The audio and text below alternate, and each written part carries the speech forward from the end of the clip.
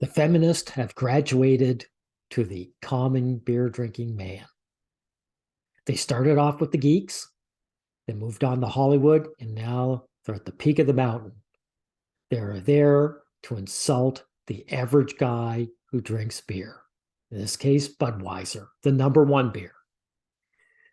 This feminist scumbag, Alyssa, has the top position of marketing for Bud Light. And she delivers an insulting ad, an ad that she knows will piss off the male consumer base because the consumer base is male. That's it. That's all you have to know. And don't give me this horseshit about being woke or this woman is incompetent. This woman knows exactly what she's doing. This is her goal, and she's performed it perfectly. Now, this is what we call pushing boundaries. They start off with the geeks, the soft targets, and they go until they get pushback. And since they didn't receive any from the geeks, they knew they could move on to bigger and badder targets. And here they are at the top. And I still don't see any pushback from these beer drinkers, right? Now, she made an insulting ad. She put the face of this Dylan Mulvaney. I don't know if Dylan is a trans person or just a drag queen. But she knows that the average beer drinking guy will see Dylan as an effeminate man, and it turns them off, just like it does with women, by the way. Women are turned off by effeminate men. And these beer drinkers will too. And so that's the starting point. But she also makes sure that Dylan delivers an insult in the advert. Okay? Now let's hear this. Right? I got some Bud Lights for us. So, I kept hearing about this thing called March Madness, and I thought we were all just having a hectic month, but it turns out it has something to do with sports. And I'm not sure exactly which sport, but either way, it's a cause to celebrate. See that passive aggressive jab? Alyssa knows that sports lovers and beer drinkers are often the same demographic. So by getting Dylan here to say sports aren't important, she knows he's or she is insulting the fan base. That's what it is. And to add to it, of course, she put Dylan's face on the can. Now, what guy, typical guy who drinks Bud Light, would be caught holding this can? They're not going to. And the point I'm saying here, I pointed out this out before, companies don't care that if these cans sit in the shelf. Companies have proven over and over again that they are willing to lose profits, not necessarily go under, but lose profits in order to insult men. And this is their own fan base, or I should say consumer base. So there's no get woke, go broke. Okay. Now, well, before we get into it, I just want to know, before we get into Alyssa's gaslighting, Budweiser was the most valued beer brand worldwide in 2021, just 2 years ago. So it's number one beer. So if she says that it needs improvement, it's a bold-faced lie. Important. Yeah, I do want to talk about that because I think, it was amazing to see a woman at the heart of the Bud Light Super Bowl commercial. And I think, you know something? It just speaks of women's lack of accomplishments when she says that.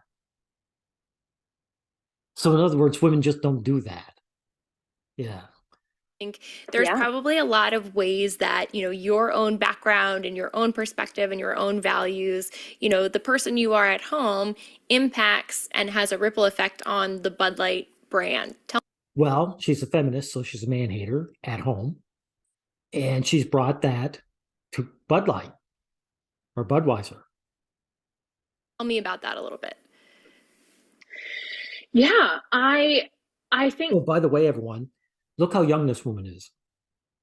She didn't earn her way to this position. Right. This is so standard Some young woman shows up and the top brass wants to pander to women. So they just give her a top position and she starts insulting the fan base. And they're willing to do that. Number one, I'm a businesswoman. I had a really clear job to do when I took over Bud Light. And it was, this brand is in decline. It's been in decline for a really long time. Okay, so we know it's a lie. It was number one brand a mere 2 years ago. So it hasn't been in decline. But it's definitely not been in decline for a long time either, especially. So, feminists are always liars.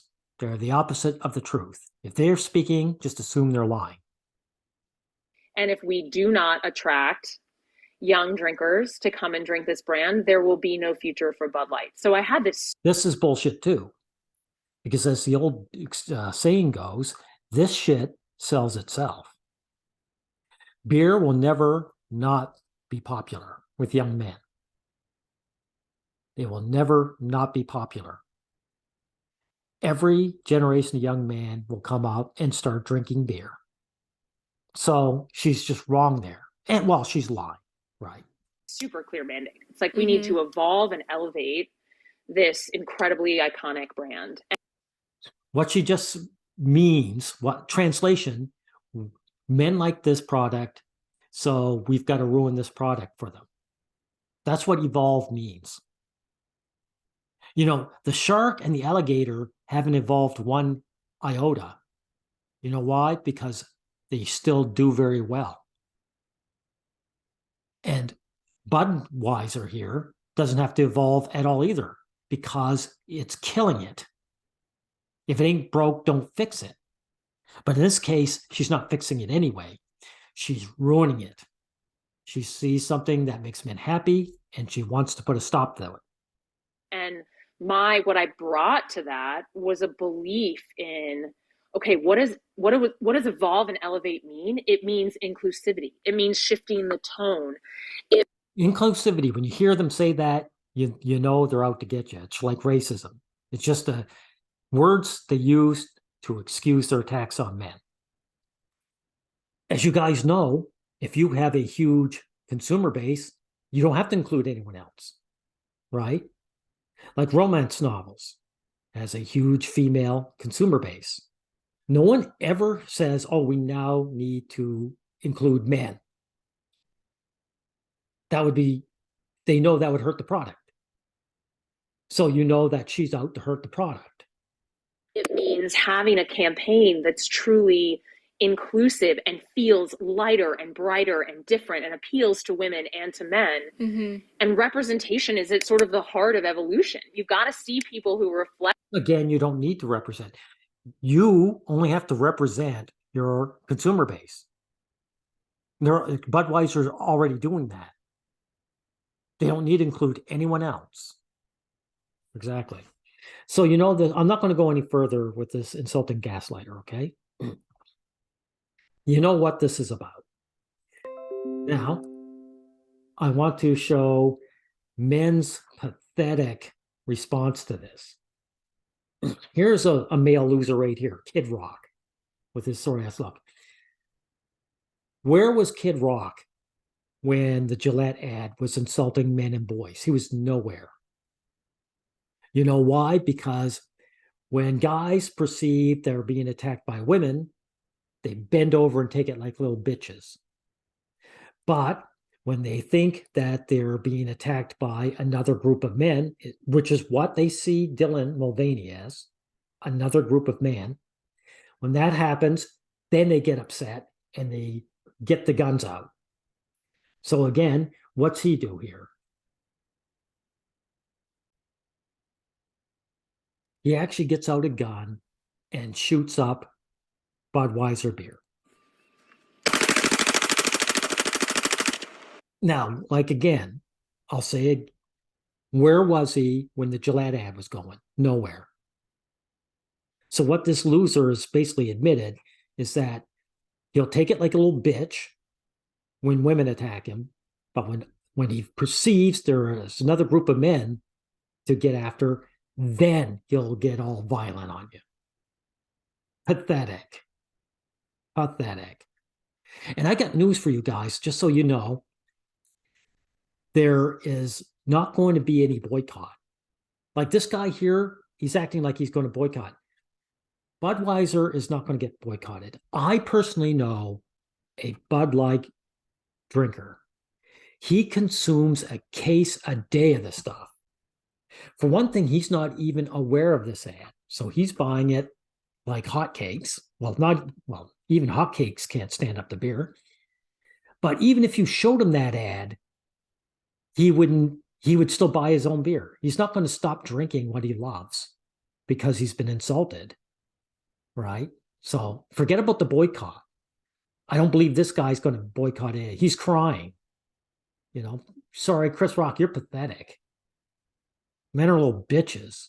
Okay? So I'm going to end off with telling you, look, if you want this nonsense to stop, you've got to become aware of what's going on and the motivation, who's doing it and why they're doing it. The second step is you've got to admit that's what's going on. And 3, you have to do something about it. And that's not saying I want to boycott this beer. That I know I'm not going to boycott. Men have to be willing to show their vulnerability and come out and protest and say, no, we know what you're doing. This is sexism from a hate group. And my identity is being attacked, and I'm against this. That's what you have to do. And I know, quote unquote, real men don't do that because real men are wimps and they bend over and they take it. So again, you've got to throw that away and do something about these disgusting man haters. Oh, by the way, I'm going to end this with saying this. You're a scumbag. Thank you, everyone.